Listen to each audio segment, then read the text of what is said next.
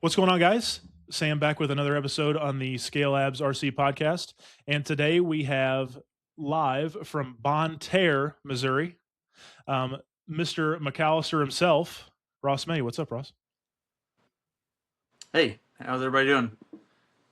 Oh, it's we're having a good old day here with getting Motorama started. Been watching that kind of throughout the day and watching all those guys do their thing. And yeah, just obviously just like yourself, working and doing all that stuff. So fun stuff. Yeah.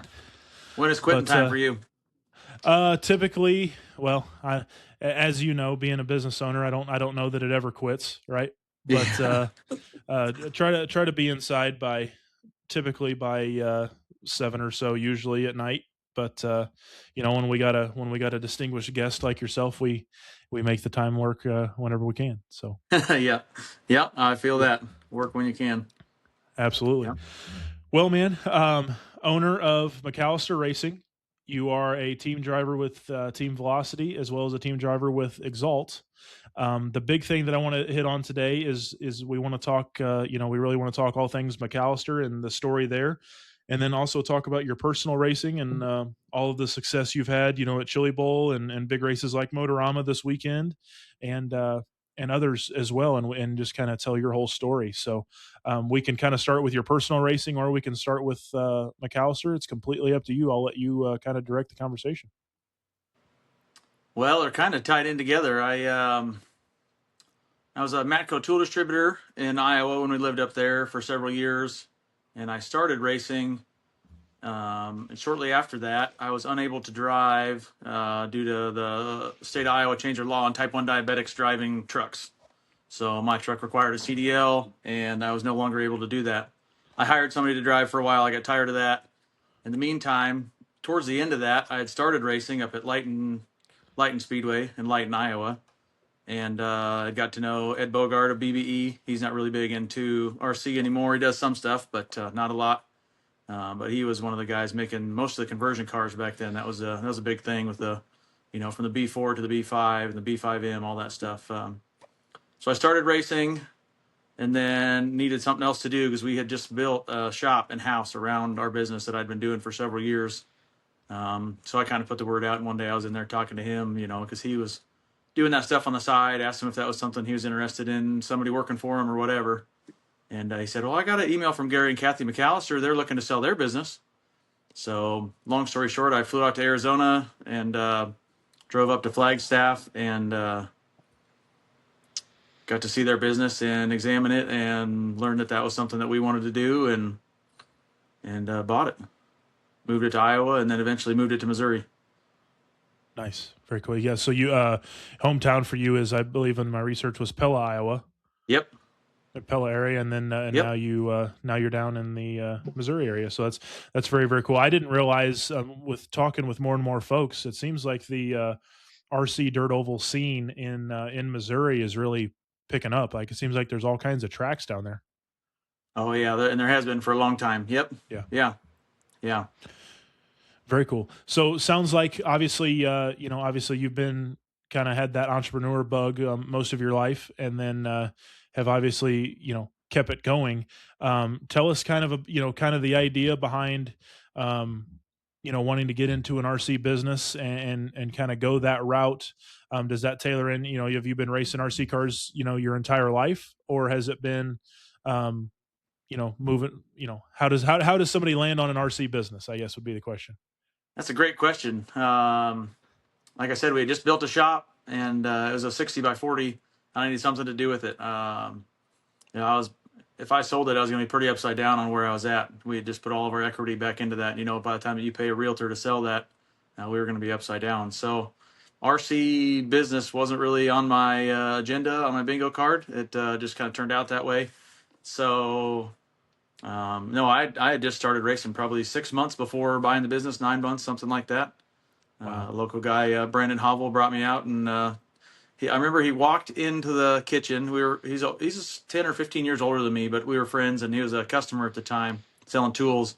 Walked into the kitchen to pick me up to go racing at Lighton one day, and he walks in and looks my wife straight in the face, and he goes, "I'm sorry," because he knew that it was all downhill from there. So I was hooked on, so I bought a couple cars and of my own and went racing, and um, that's just how it turned out. But yeah, for some reason struggle to work for other people. I like to do my own thing, and um, I've had several jobs, but I wouldn't call any of them a career before this, other than working for myself. So uh, some people are just that way, and I'm one of them.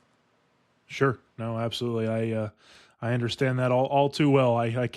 I can relate totally. So, no, that's awesome, man. And that sounds like a really cool, um, what a wild transition going from, never really doing RC to now you're gonna figure out a way to, purchase a business and make a living from it within the year of starting. That's pretty Yeah. crazy.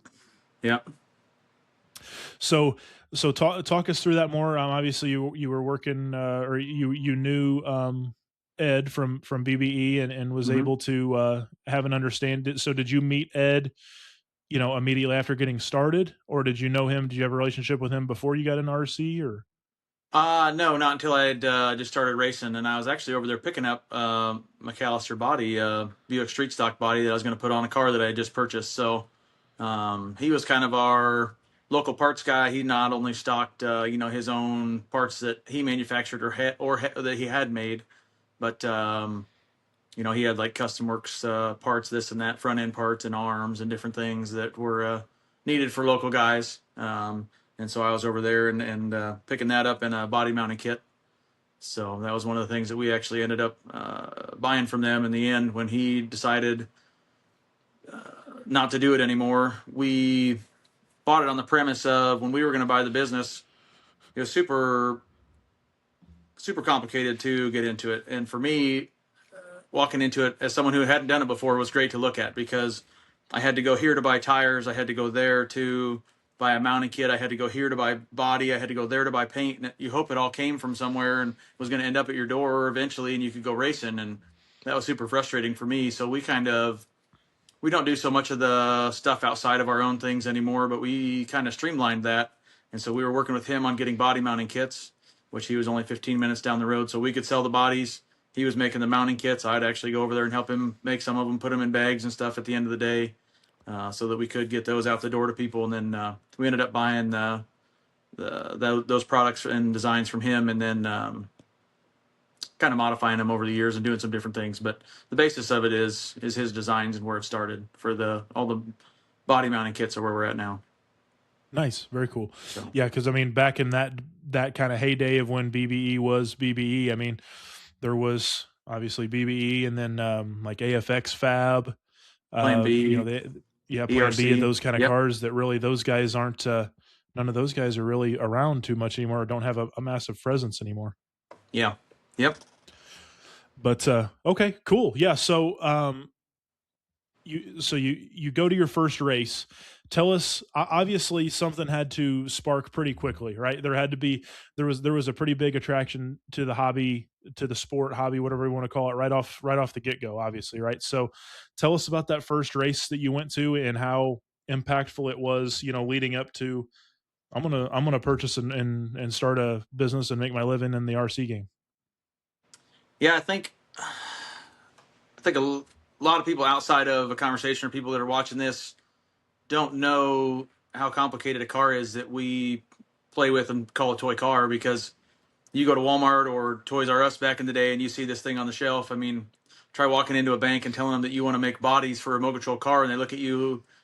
I've been the president of a bank like 30 years. Why would I want to do that? You buy a new one when that one's junk. And I said, no, I'll go get one and come back. To see these guys with these cars when you show up at the track for the first time, and the adjustments and the complicated setups, and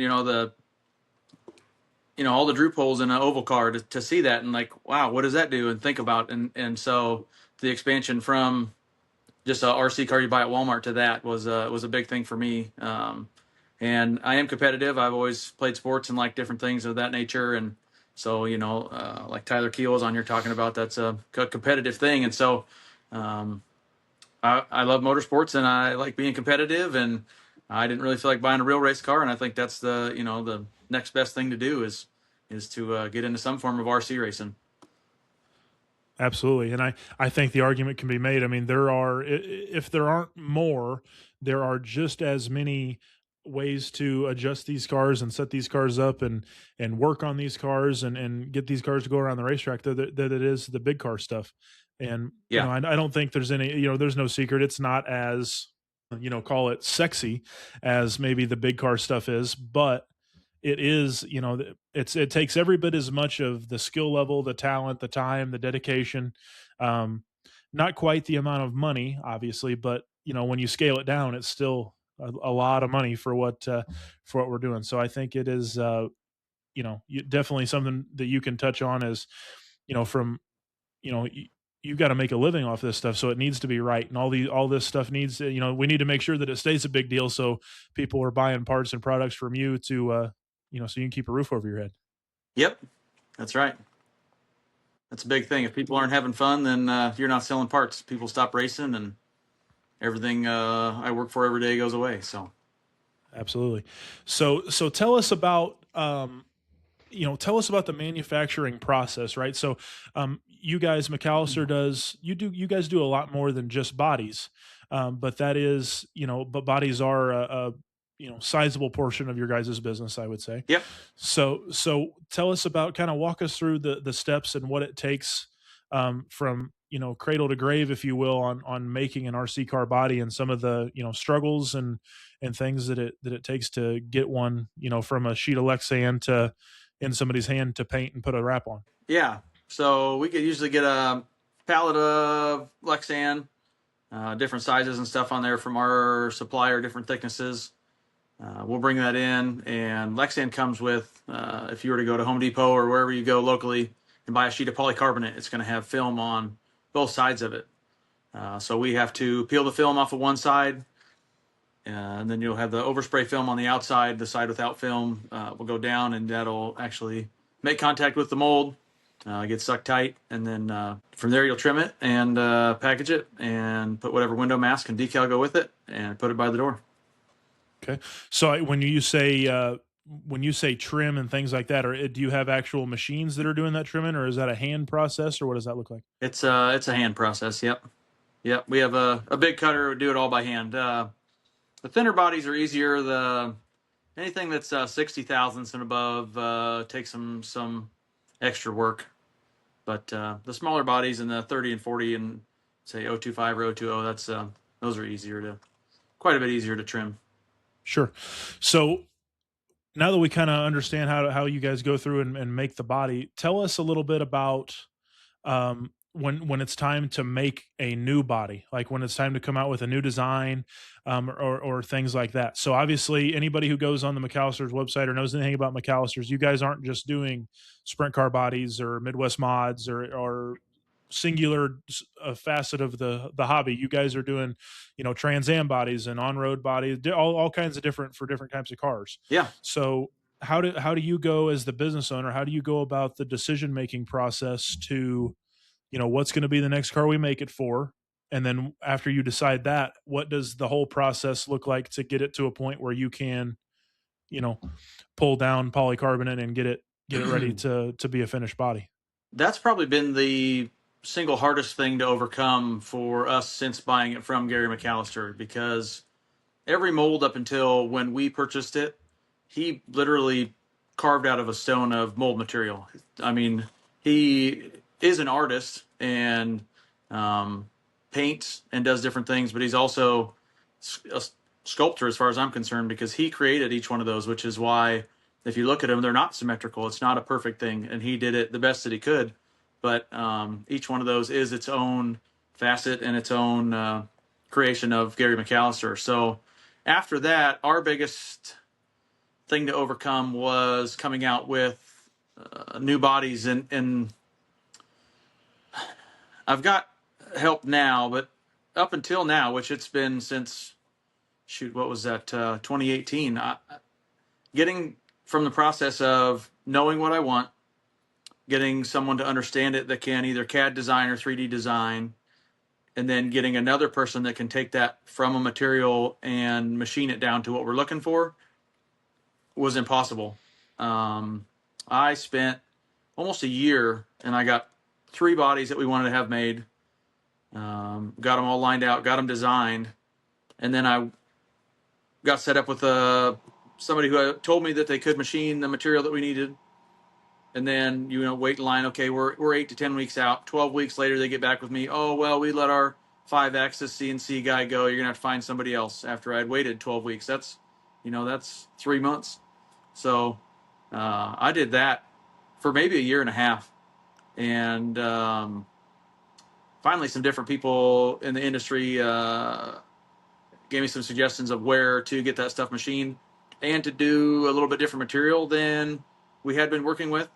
So we found somebody to do our last one, and then somebody that can design them. You start with a design, an idea, what you want to do, and it's not always like you said, just for 10 scale dirt oval. There's a lot of markets out there that people are looking for that nobody's in, and I think that is something that Gary McAllister has always looked at. That's why he started. He made his first one because he said, well, he's looking around. Well, I want this body. Nobody's making it, so that's what he went and did. He went out there and made the first one. It was Austin Martin number 99, which that was the only mold that he kept. So he still has that one. But look at what you want it to do, and then start designing from there, and then eventually test fit it and get it going, and then get some pictures and release it. Very cool. So is that when you guys do release that, what kind of materials are you guys using for the mold? Is it obviously when you worked with Gary, he was doing clay, or where he could mold it, correct, or where he was actually creating a mold with, was that through clay or something like It's that, a or? it's a two-part epoxy that's made for vacuum forming. I mean, you can turn it into whatever shape that you want it to. He would start with a block and then work his way down, or he would take one of his previous bodies, and if he wanted to make something smaller, he would backfill that and then mold it down to shape it down to what he wanted it to be, or things of that nature. Or put a different nose on a body. He was definitely you can tell he's a Ford guy, because if there's a Ford and a Chevy body, so say a ASA, Mustang and Camaro, the Mustang always comes first. It's always the Ford body is the first part number. So that's what he would do. And then, if there was one after that, then that's what you got later. But definitely a Ford guy. That's cool. So, So is Gary still involved in the business at all? Like, do you guys still communicate or talk or anything? it's super cool. They still send us, Gary and Kathy don't have any children. They do have a dog named Andy, and he's getting up there in years. He was a really cool dog when I was out there. We got to hang out. I stayed there for about 3 days when we were purchasing the business to learn how to run the whole thing. But they send us Christmas cards and Thanksgiving cards through email every time with pictures of them. And they get a ton of snow out in Flagstaff. So every Christmas I'm waiting for them playing in the snow and Andy running around in the snow. And it's super cool that they still do that. So we communicate that way, but not much outside of that. They have their own stuff going on. So Cool. Yeah, absolutely. And so one of the other things that I found really super interesting is obviously when Gary got started, I believe, if I'm remembering the tent and everything correctly, it was 84 was when Gary started the business. funny story there. Last year we came out with T-shirts that we brought to Tulsa for the Chili Bowl, and they said 40-ish anniversary, and not very many people caught that. But the ones that did got to hear the story of. I asked Gary when we purchased it. I said, when did the business start? And that was one of the things I asked him. And he got back with me a little while later that he thinks it was 1984.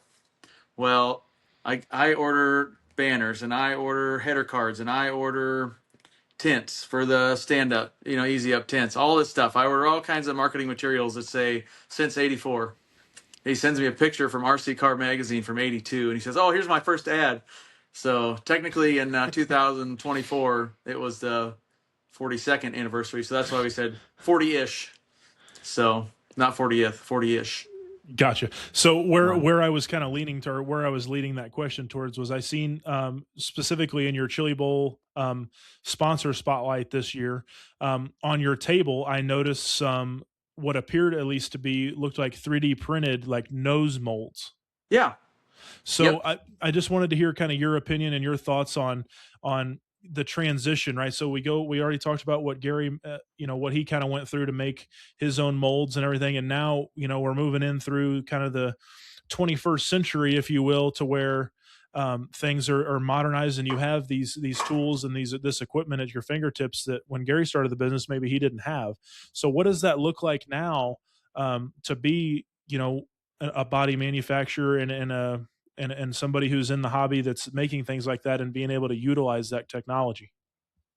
It's really cool. I am really good with a lot of things, and CAD design is not one of them yet. I'm working on it, so maybe I could take some lessons. But I actually am signed up to go to the local community college and take a course this summer. So um, I've been learning stuff, and I have been busy enough that I haven't had time to go and learn that. But definitely something that I need to learn overall in order to take this down the road.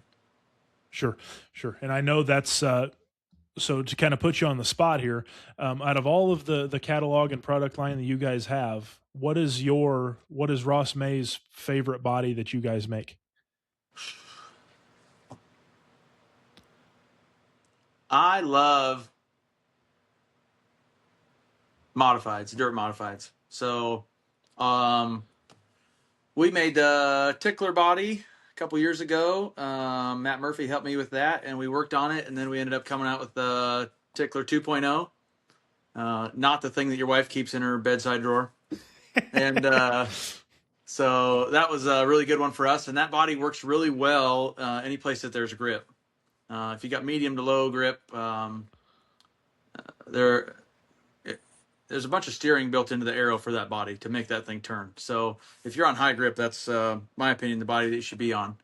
But we were able to pick up rock steady bodies, and that was really cool because they do three different kinds of modifieds. They do their own version of a Mud Boss body, short course mod, and Midwest modified. So any kind of modified is my favorite body, dirt mod. Sure. So So, and looking through and doing a little bit of research on you, you're very also passionate, at least from the fandom side of big car stuff. So you follow big car racing pretty close. for sure, yeah, we love that. And Pella, where I grew up, is 15 minutes from Knoxville, Iowa. So, and there's IMCA races everywhere around there. We were right down the road from Boone and Oskaloosa, and lots of tracks that you could go and watch any day of the week. Marshalltown is 45 minutes away, so you could go almost every day of the week and watch a different track, other than probably a Sunday. So it that kind of grew on me, and then since then we've become big World of Outlaws fans, and that did play a part into where we ended up. We're Sheldon Haudenschild fans, and he has done really well at Peevely, which is I-55 right down about half hour from us. So that had something to do with where we ended up. Making sure you were close to a good racetrack. That's for sure. Yep. Very Yep. cool. Very cool. Because yeah, and I mean, talking about your tickler body, that is, I'm willing to bet that the name came from Kyle Strickler. If I'm Yeah. willing to bet. So Yep. Yep. In the display pictures is one of them, him holding the display body. So he was right down the road from Matt Murphy, who helped me do that. And so he told him what we were doing, and he said, "Yeah, bring it over. We'll take a picture in front of the car." So the original wrap was the same wrap that he was running at the time, and he held it there. So Kyle's a cool guy. I've got to talk to him a couple times, and super down to earth and easy going. very nice. Yeah, no, Yep. he's a great dude. I've had a couple opportunities to meet him as well, and yeah, he's a stand up guy. He's funny. He's a funny dude for sure. So That's my kind of people. Yep. yep, Yep. absolutely. Well, so you've mentioned him a couple times, so I think we definitely should talk about him and his relationship, kind of within your business as well. Matt Murphy. I'm assuming you guys are pretty good buddies, and he's a big part of, or is he a big part of, like, kind of the development and things like that when it comes down to new products and kind of looking at things that way, or are you making sure that you're kind of getting his opinion through that? Because obviously anybody who's in our side of the sport, or our side of the hobby in dirt oval, knows Murph Dog, if you will. So Right. Yep. Yeah, he wrote the Bible, so if you don't know what the Murph Dog Setup Guide is, you need to download that and put it in your bag. But that was not knowing very many people when I got into it. Like I said, I only been racing 6 or 9 months. Um, I looked around and I looked at there wasn't a huge social media presence at that point for different people, and he was one of them that obviously did and still does. And so I reached out, and obviously it's hard to miss him with fluorescent mohawk or cars, whatever he had going on at the time. So I reached out and I said, "Hey, I see you run our stuff, street stock bodies." And at the time there was Chase for the Crown, and it was a helmet that you got to wear, and it was all painted up. So it was kind of a traveling series for street stocks, where you didn't just have to be an entry level driver. It was pretty serious. And I reached out to him and I said, "Hey, if you ever need any products, let us know." And we kind of got to be friends through that. And one thing Murphy's always really good at is finding a ride from the airport to wherever he wants to go race. And so luckily he reached out to me and said, "Hey, I'm going to Checker Flag this weekend in, I think it was August, for the KDOC race." And he's like, "You want to pick me up? That's only like 3 hours from you." And I'm like, "Okay, sounds good." I pick him up at the airport, and we got to be really close after that. Yeah, I learned a lot from him. I learned so much on setup, and eventually ran his Triple X cars and for a long time after that, and helped him develop those. But yeah, he was an influential person for sure in the first several years of owning this business and getting into dirt oval racing. Very cool. Very cool. Well, to break away from McAllister a little bit and to talk about you kind of your personal racing, you have what I would call a relatively distinguished resume when it comes to racing, and I would say, looking at all of the races you've won and or ran really well at, uh, you are one of your favorite classes has to be non-wing sprint. Yep, that is. I think it's an abusive relationship. I love it, and it beats me up all the time. So, yeah, So, but for sure, so I love that one. yep, absolutely. So you have a Motorama championship. Yep, And then you and I were talking before we started recording that obviously they don't run that class at Motorama anymore. the So forever you champion, are I call it. Yep, forever champion of the yep. Motorama non-wing class. And then so one thing that I did want to touch on though, and again, kind of before the call or before we started to hit recording, you talked about your relationship with the Chili Bowl. Man, you have been so damn close so many times. Yeah, I Tell think us I've been about that. top seed 4 times, TQ'd twice, started second or third 3 or 4 times. So I was fully confident in this year that I had it covered, and I go in and I top seed again. Um, One of my heat races, first I think it was Wednesday heat races, was really brutal.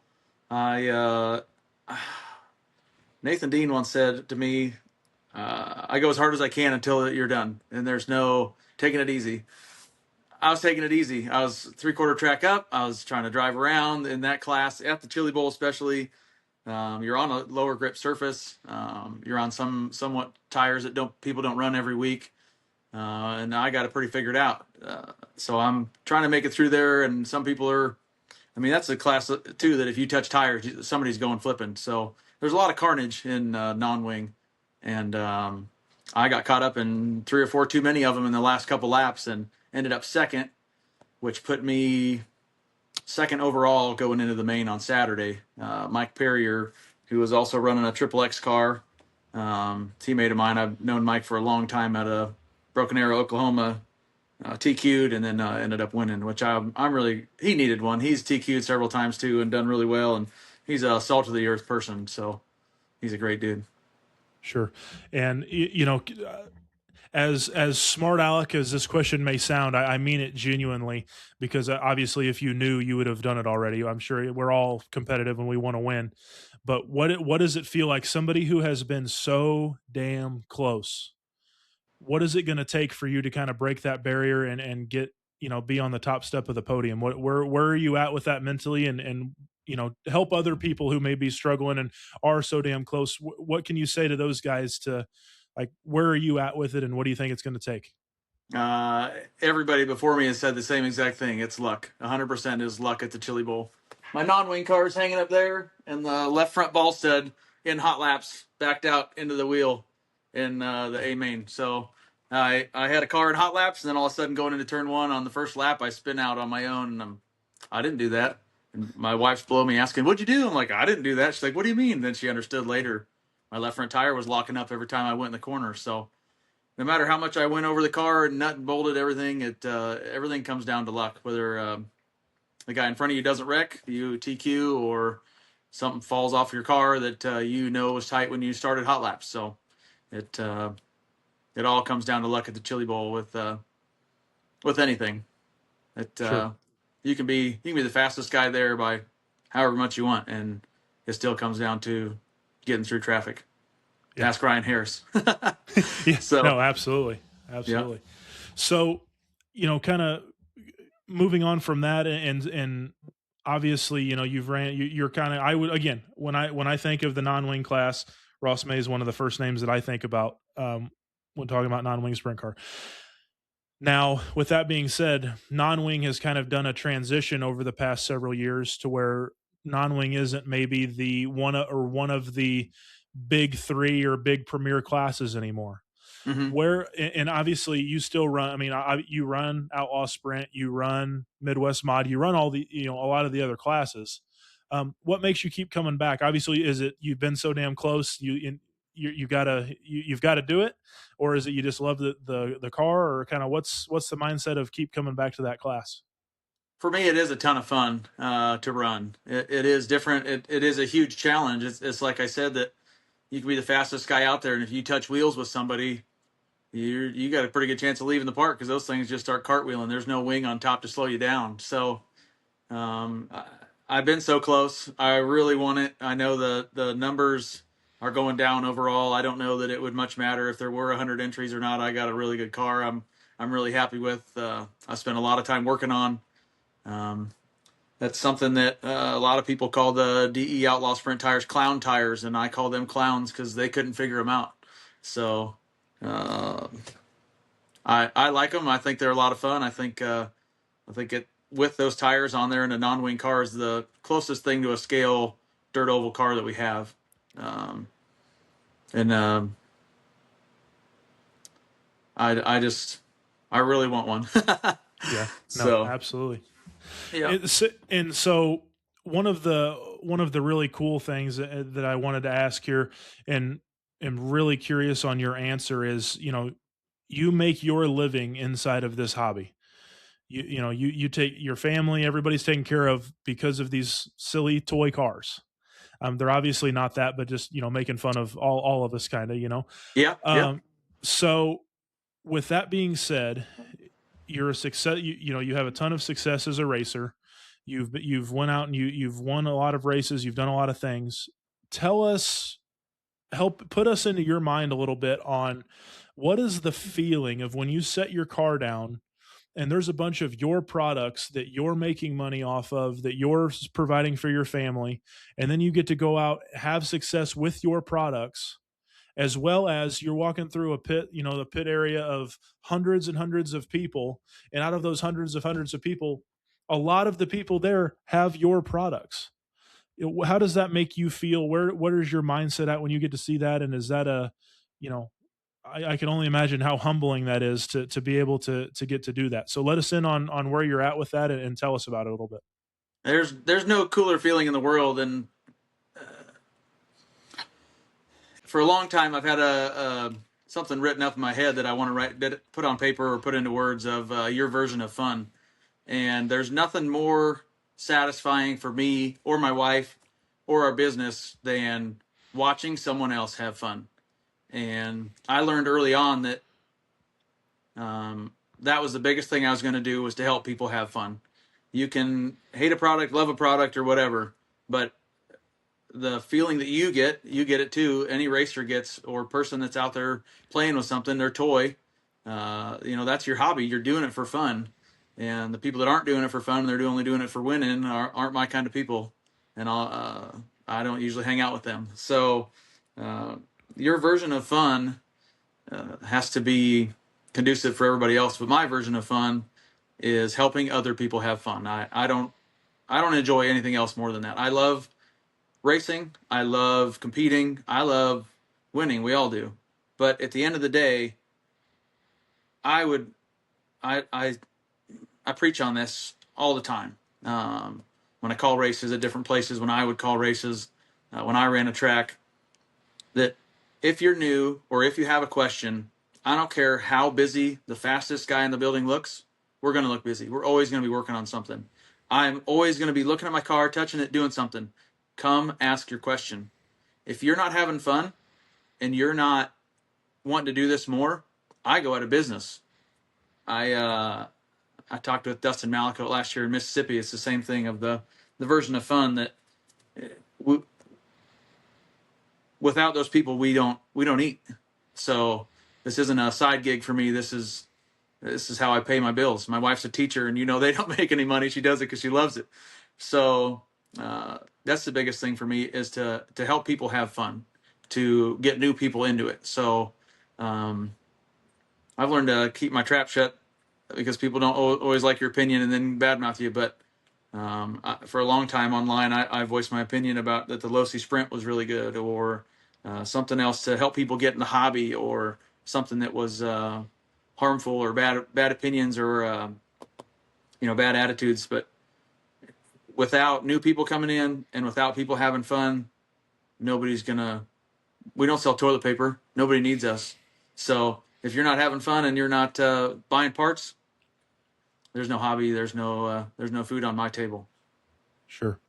So to expand off of that, what what do you feel like, straight from you, no other outside opinions or anything, what do you feel we need to do as a hobby to get to whatever, first off, define what you think the next level is for this hobby, and then what do you think as the hobby we need to do to get there? Everybody's version of success is going to be different. If you run a track and you're happy with 30 entries, then that's your version of what you're looking for. Some people want 150 entries every week. Some people don't know how to handle that, so then they change rules or back it down or start on a Sunday or whatever, so that they get back to what they want to be. But I think that you have to have people having fun. You have to have a good attitude, and that starts from the top down. That starts from whoever's doing the drivers meeting, whoever's announcing the races, having a nice place to go. And I'm not saying you have to, I mean, have the cleanest or nicest place in the world, but if you walk in to set your bag down and somebody's trash is there from last week in your spot, that's not a good feeling if it's nasty or the track's all dusty. So, I mean, to get to you can look, you're close enough to PTs. I can look. I follow so many different facets of racing in so many places, that you can look at the places that are having success and are bringing in people, and it's the places that are friendly, the places that are fun to race, and the places where the people that are doing it are welcoming to someone new, and don't have a bad attitude if you get into them on the track. Don't cuss you out afterwards.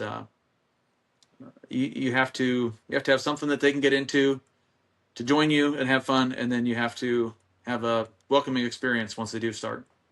Sure. And one thing that right where my mind went when you're saying that is, and it was such a profound experience to me that I think even you would appreciate hearing this. I went to a track called Comiskey, the Comiskey Dirt Bowl here in Yep. southern Indiana, a couple weeks ago. Just one of their club races. It's kind of a hole in the wall place. Nothing extravagant. Nothing you know over the top about the track, but it is clean, and it's a family environment type track. And the biggest thing, and I'm a nobody. I'm there to race. I'm a nobody, just like everybody else there racing and having a good time. And the owner, the gentleman who owns that track and own everything about it, I watched him, and he went around and shook every single, didn't miss one, shook every single racer's hand and told them thank you for coming.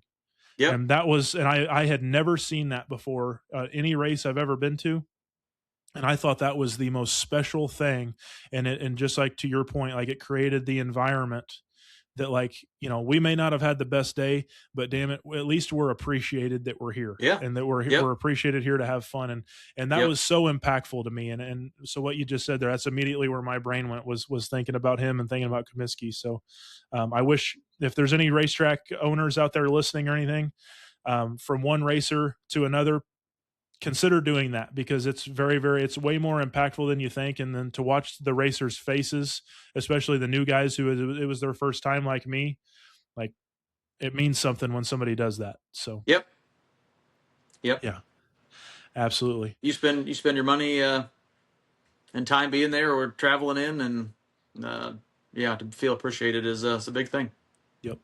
Yep. So what is what's next for McAllister? What does that look like? What do you kind of have your eyes set on? Where do you want to be? What does the future look like? I got lots of ideas, and I haven't found anybody that can put them together yet. So if somebody wants to design some parts for us and be interested in that, that's the next thing. I got somebody I'm working with, but they're on a pretty big project right now, and I don't think they'll probably be done until this time next year. So I'm coming out with different things. I have different stuff. I have a couple molds that I've been really close to being done with for quite a while. And I have arthritis in my hands, and finishing those by hand and doing the little things that need done are getting more and more increasingly difficult. So I need to. I've had some help locally from some guys, but maybe I need to reach out and do that again. But um, we really like doing something that maybe not everybody else is doing. We got into uh, doing Latrax rally cars where they race on carpet. You know, we came out with a dirt late model and a NASCAR. We had help doing that, and talking with a guy. He was interested in doing something, and I told him what we wanted to do, and he ended up coming together with those molds, and then I turned it into an actual thing that we could form off of. But I really like getting into markets that not everybody else is in, and maybe helping different people have fun in different areas. So I know I keep coming back to that, but that really is what I enjoy doing. So I don't know what's next. It depends on which project I get done first. Sure. Sure. No, So, absolutely. Well, man, there's 4 questions that we ask every guest before we let them go, and I think this is a good a time of any. Question number 1 is, and we can see them kind of above your head right there. You run number 8 on all of your cars. yep. Why is that? I started with number 51 because when I bought that street stock from Ed that sent me down this rabbit hole, I bought off online off of eBay a Rowdy Burns wrap number 51, and I thought that was super cool. Yep, yep. So Rubbin's Racing, but I bought that, and then I ran that for several years, even when I was doing my own wraps and stuff. Um, and then I wanted to a couple years ago. I wanted to pick my own number. I felt like it was time. Several people had asked that question, and I had listened to their answers, and I was like, why am I 51? That's just the number that literally the Rowdy Burns rap came with, and I stuck with forever. So at the time, there was 8 people in our family. My family means a ton to me. We were talking before we got on here and started recording that, I have 2 kids, and their schedule dictates our calendar at this point. They're in sports and different things and activities. So at the time, we had what I'm going to call 8 people in our house. We had me, my wife, 2 kids, and 4 animals. So I was trying to come up with a number, and I was like, well, these are the people I spend time with every day, and that's what means the most to me. So we're up to 9 now. My grandma moved off the farm into town, and we adopted a cat, but I think we'll just keep the number 8 for a while. I really like it. So There you that's go. where it came from, was how many family members we had at the time. Very cool. I love that. Okay. What is one tech tip or piece of knowledge that you feel every racer should know? That's a can of worms from a guy that knows all the rules. I have to know all the rules, but learn some of the rules. And if you don't know, ask a question. And if your car looks different than somebody else, figure out why. If your wing is touching the cage on the front and then all the way up flat like this, your car doesn't drive, figure out why, because there's something wrong with it. So, of course, I'm going to bodies, but yeah, tech tip probably be to look at those around you and ask for help if you need it. Okay. Awesome. What is one race every RC racer should go to? Your first one. That is a badass answer. I have never. That's yes. I love that. Yep. I don't know. Outside of that, Mic drop right after yeah. that. Outside of that, Ryan Ralph was on here and talked about it too. But Triple H in West Plains, Missouri. Even when we lived in Iowa, that was a haul. It was on 2-lane road the whole way, 6.5 hours for me, and I did it probably 4 or 5 times a year. I just love. It's still 3 hours away from me, but I love going there. I went there last Sunday and raced. Great people. It's a great environment. If you want to look at how a race program should be run, what a facility should look like, it's in a horse barn. He's working on getting heat in there. He's got it insulated. He has different things to heat it over the years, but he took the horse barn. He went to his local carpet store and said, "Hey, do you have any used carpet?" And they said, "Matter of fact, we're doing a church next week." He put carpet on the dirt floor in the pits. I mean, just to look at what you can be with what you have, and bringing people in, and the attitude you should have, and the environment that it should be. Go to one of his races. He does the Barn Burner every December, and the Show Me 100, which is coming up on the 10th and 11th of April every spring, and it does club races. But either one of those at Triple H, probably my favorite place to race. And then what's his name, just to give him a shout out? Stephen Hollingshad at Triple H RC. Okay, awesome. Yep. Cool, man. And then last one is, give me 3 people who you think should be the next guest on the podcast. The thing is, I got a little insight of who you recorded already in the last week, so I don't know. That's a great question. Eric Ganemy. And I'm going to say another one, local, Justin Draymire. I think he needs to be on there. He's been doing it so long in so many different facets. He's got a track coming, I hear, too. Yeah, right down the road from me, about 10 minutes. So, yeah, I'm going to help with that. And I think Kyle Layton would be fun to have on here. Okay. Yeah. Awesome, man. Cool. Well, I'll make sure I write all 3 of those guys down. Kyle and Justin have been recommended by several people now, so we definitely got to get them guys on here. And both of those guys are track owners and all that too. So, but Ross, I appreciate your time, man. Thank you so much for coming on. I know getting everybody's schedule together has been a challenge here and there, but I appreciate you giving me some of your time, and I'm sure everybody else will really enjoy listening to what you have to say about our hobby, and we appreciate everything that you and McAllister is doing, and everything your family does for us in the hobby, and anything that we can do to support you guys, we will. So appreciate it. Thank you. Cool, man. All right. Well, this was, I believe, episode 10 of the Scale Lab RC podcast. This was Ross May, and that was McAllister. So we appreciate you guys. We'll see you on the next one.